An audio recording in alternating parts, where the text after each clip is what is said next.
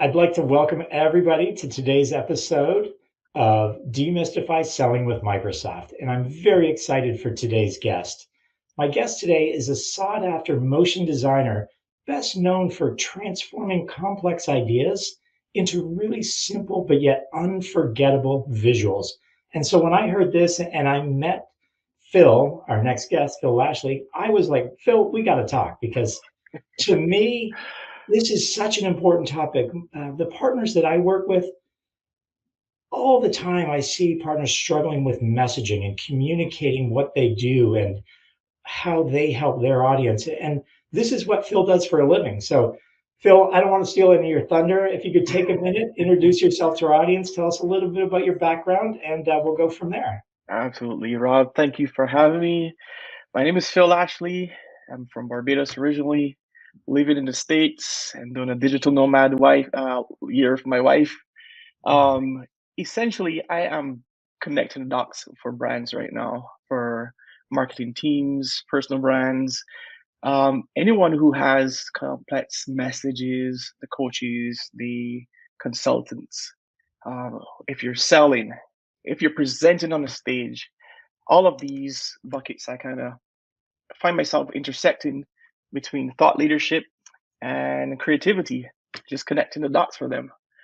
And essentially, I'm helping them to demystify, if I can use that word, Yeah. what storytelling is and how it can be relevant for their business, for their bottom lines.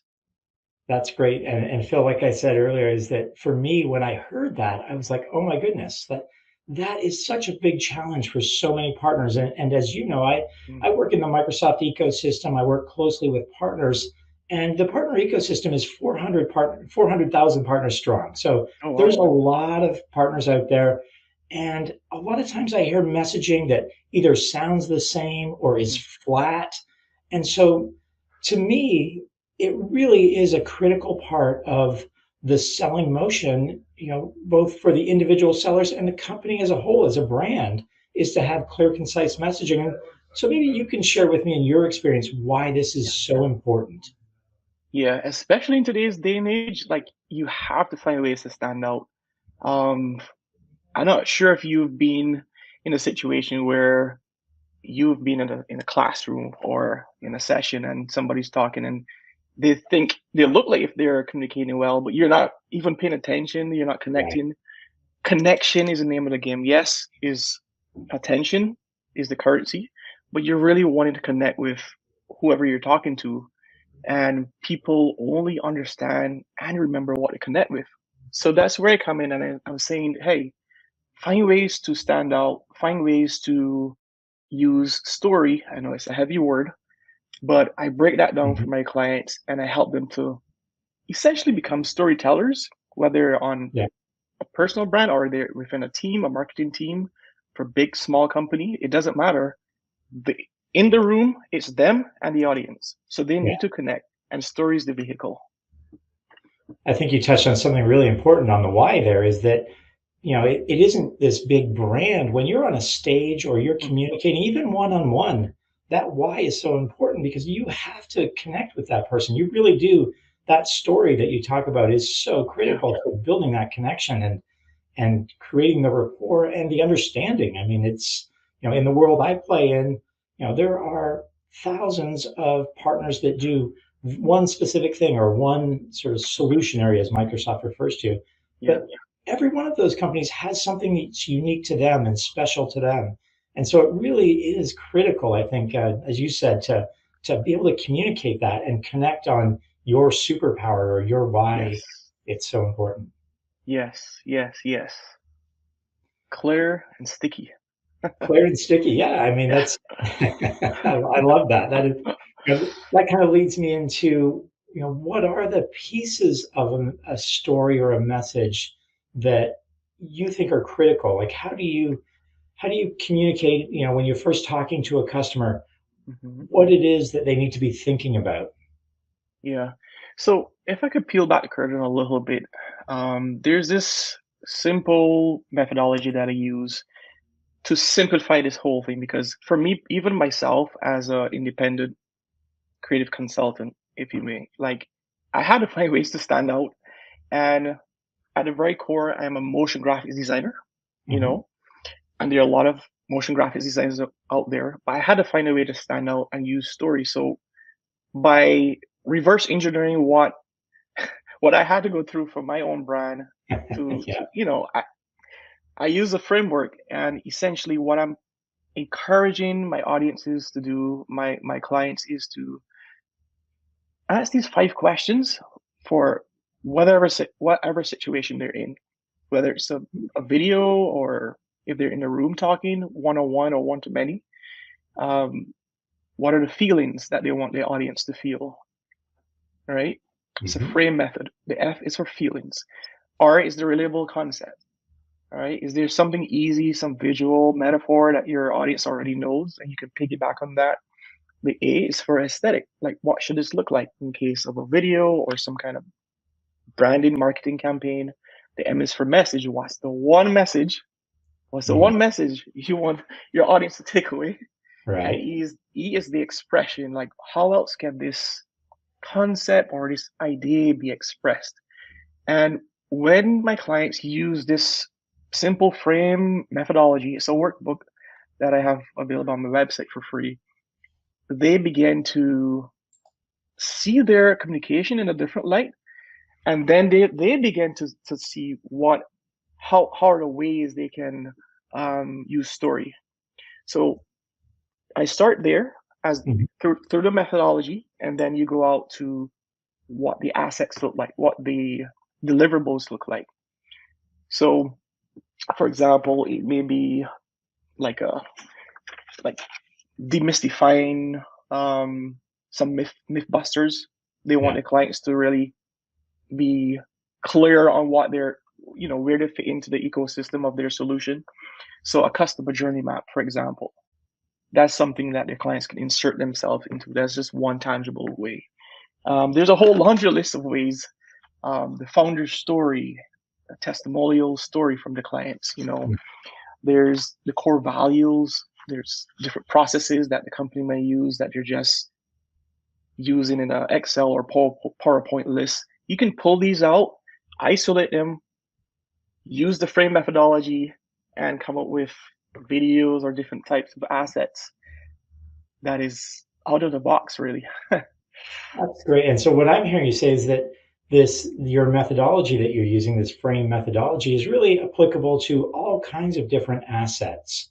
And so Exactly. whether that be an asset that you're going to share with a customer, or you're going out and you're doing a presentation, or you're in a sales call, you Yes. can really start to think through.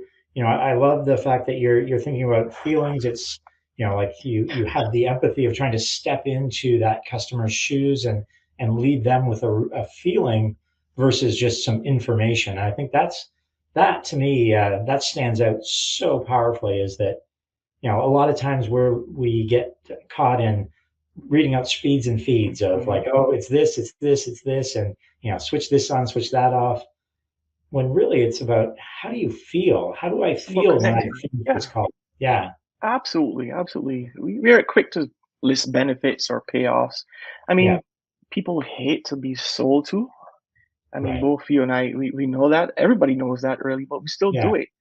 So I think this is an era where whoever starts doing things differently, like having these sticky storytelling visuals or methods of communicating, they're yeah, gonna shine. They're gonna be seen as different. They're gonna stand out, man. yeah, yeah. That's amazing. So to kind of go through to the next one in that relatable. So we had the feelings and then getting to relatable now. Hmm. This to me, as I'm thinking through this for the partners that I work with, it's not only critical when you're reaching out to customers, but in the Microsoft ecosystem, we're also reaching out to Microsoft sellers. Hmm. And so we have this dual relationship. We have a relationship with our customers and we have a relationship with Microsoft in the Microsoft field. And this Right. applies, we want to be relatable to the individuals inside of Microsoft as well as their customers. So Right. I mean, the more we unpack this framework, Yes. I love it. I love the sort of ability to really create a story, create a message that follows this. And maybe you can walk me through the aesthetic a little bit and kind of help me Mhm. understand that a little more. Yeah, this is basically the visual branding. Mhm. So most companies already have this established. So this is in this scenario, this would be the most obvious one. If there's a market director, they understand the looks, the fonts, the colors of the brand, the company. You want to be intentional about those. So regardless of if it's a customer journey map or a video, an explainer video, a scissor reel, a quick FAQ Mhm. video, whatever you want to be consistent with whatever Yeah, brand. Yeah, that's what aesthetics is about, I see what you're saying. basically. So regardless of the medium or the asset that I'm creating, you want the consistency, the look and the feel to be similar so that as a customer, no matter where I engage with you and whatever Yes. story I engage with you, I have a feeling of, oh, yeah, I know, I recognize that look, I recognize that feel. Yes. So, okay, Exactly. And great. to add to that, though, Rob, it plays into the feelings again because, for example, if you're talking about like a cyber security firm, for example, Hmm. and there's certain words that come top of mind, like trust, loyal, reliable, secure is the obvious one. Yeah, But these companies would have already vetted what fonts, what colors feel safe, right. and the spacing, the negative spacing that is in their designs. Um, that's a feeling already, but Yeah, the aesthetic kind of rides on top of that and sits on top of that. So it's all cohesive, is all under the umbrella of the right. brand. Yeah. Okay. Great, great. And then the message, I mean, that almost, it sounds like, oh, that's just easy, but I think that it's Mm, bringing together. And I think this is where some of the magic happens is that we really do need to start to think about how do we craft that message to deliver the feelings, the relatability, and the aesthetics is probably I don't want to say the easier of the ones, but it's the ones that's more yeah, obvious. Yeah, obvious. Yeah, thank you. And yeah, yeah, so, walk me through how you work with clients in terms of crafting the message that sets them in the best light, or shows off their what we refer to in the Microsoft ecosystem as your superpower. yeah, What's the one thing that you could go toe to toe with anybody, and you will do a better job than any other partner on the planet. yeah. So for this one, surprising to me, most companies have their what they call a brand promise. Hmm. Most, not all, but most. Yeah. And even those companies who can easily, recite their promise, when it comes to a message is something more directive, instructive. Mm. So I like to partner with the marketing directors. This is their language. This is their lane. Even if they're not clear on what a singular message is, they have a bunch of messages. This is from my experience. There's so many things they want to say, and the tricky part is not just it's not identifying what they want to say. Like the challenge is identifying one message because they have so Right. many. If Yeah. that makes sense. It does. It does. And that message, not to be confused with a promise, that message can vary depending on what the asset is. So let's take the example of this cybersecurity firm again. Hmm. They may have a specific campaign for, I don't know, a season, Christmas or New Year's, and the language can be tailored to the message would be tailored to the specific campaign. It's Yes. still under the big umbrella of the brand, but it's like a directive. Okay, right now for this, when you watch this video or when you see this piece of material, this asset, you need to do this Yeah. specific thing. That's how I like to think about it and explain it. Yeah, and that's great. And it really resonates because, again, with the Microsoft partner ecosystem, there are some partners that are specialized in one area. So we refer to it as the solution designation in the ecosystem. But some Mm, partners have multiple solution designations. So, yeah, if I'm hearing you correctly, it's you really need to craft the message that aligns with what you're focused on in our case, a solution designation. So whether it's modern right, work or it's security, or any of those solution designations, you really want to have a message crafted for that specific, what you called them. I like how you framed it. It's directive and instructive Yes. message. So I love that. And I mean, I guess I really underappreciate how much you need to put into this because, as you said, different assets require different messages, but you need to Hmm. be intentional in each of those assets. Hmm. Yes, absolutely. Okay, well, let's move on to the next one, the E expression. Maybe you can kind of go a level deeper for me on that. Right. So expression is the one that it really was not a part of it. It was added at the Mhm. end, pretty late.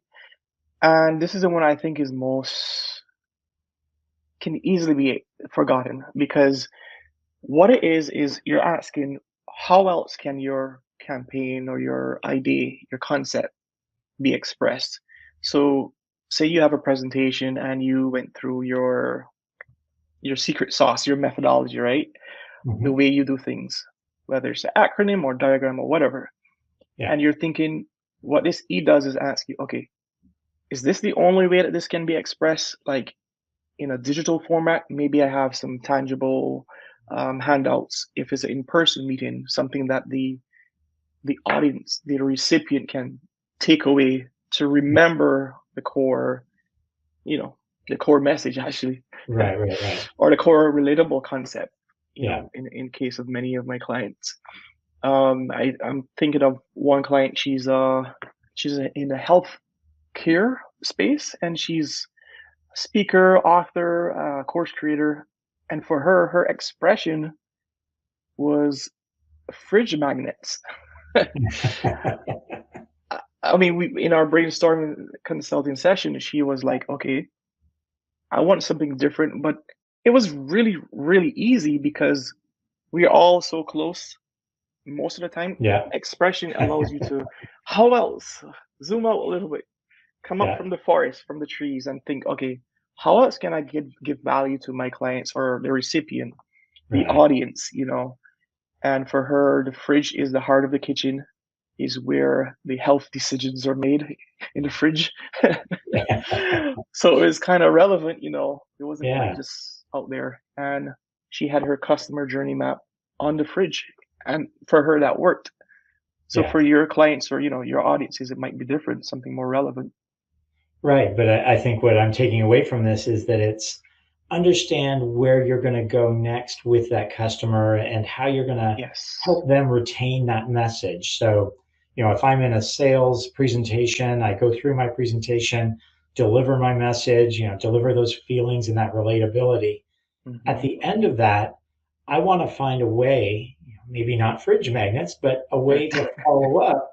It's going to continue to deliver that same expression or use another modality or another tool to deliver that same expression and really continue that relationship, continue the feelings and the relatability that I Yes. achieved during that presentation. So I love that, Phil. That's great. Yeah. Something I just thought of too, Rob, in the case of sales experts in the context of Microsoft. If an agent has like a great experience with one of their customers and that client is willing to share a little bit of the great experience with the agent Yeah. within this in the conversation with Microsoft, for example, and you can tell me if this is relevant or not, but to have a third party come into that meeting virtually and just express a few seconds of their experience, that in itself is a different way of expressing value. Yeah. It's a little out of the box, but Yeah. it firmly supports the intentions and the goals of the agent in the eyes of Microsoft.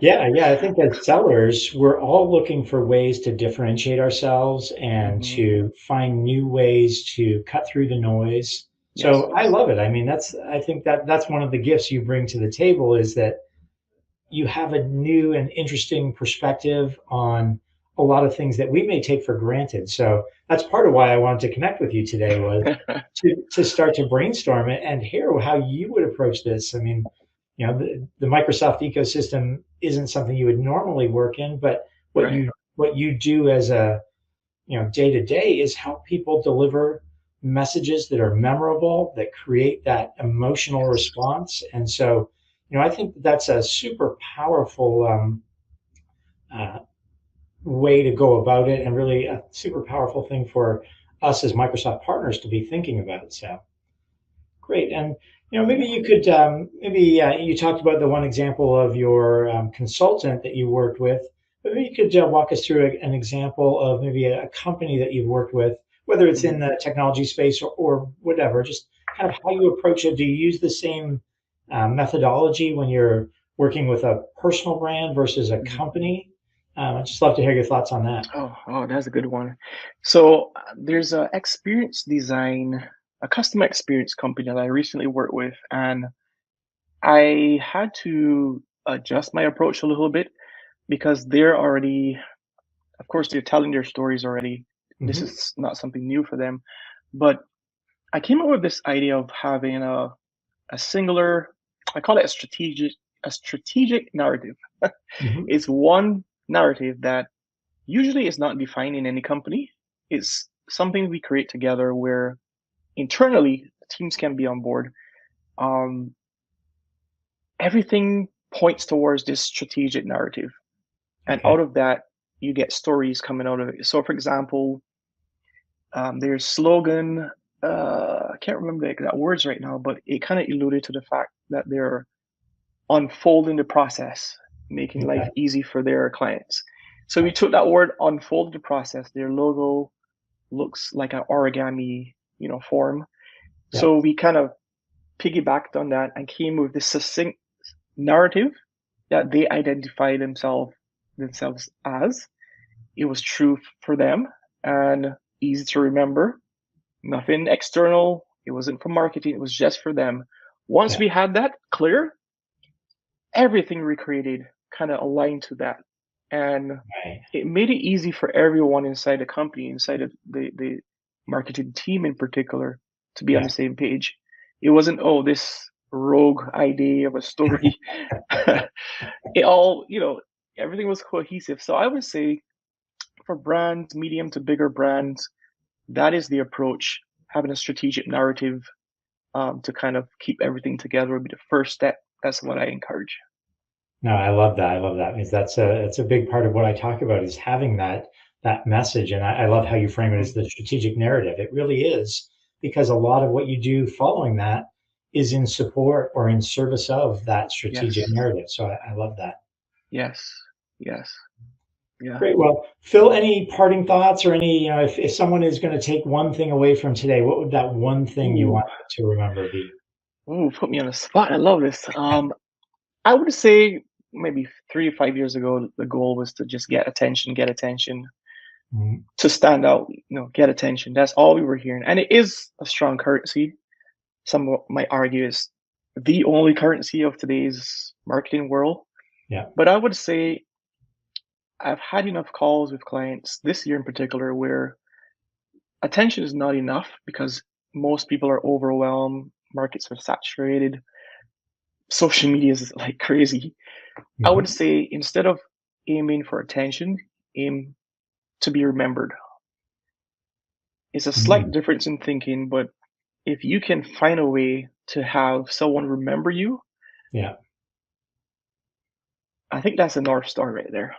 Yeah. I love that. I mean, that is so true because I mean, it's people are all out there competing for attention, crazy, photos and all this. But it Yeah. really is what we want is to be remembered. That's the thing Yes. we want, as in selfishly in the Microsoft ecosystem, as partners, we want to be remembered. We want to be the Yeah. partner that's remembered by our customers. We want to be the Yes. partner that's remembered by Microsoft. So I love that, Phil. That is a great way to wrap up. I appreciate your time, Phil. And if anybody wants to get a Thank you. hold of you, what's the best way? PhilLashley.com. You can head Okay. over to the contact page to shoot me a inquiry, or you can look at some of my work. But that's the easiest way. PhilLashley.com, LinkedIn or Instagram. I'm there too. Excellent. Well, Phil, thank you again. I appreciate everything you shared with us today, and I look forward to staying in touch. Thank you, Rob. Thank you so much. Take care.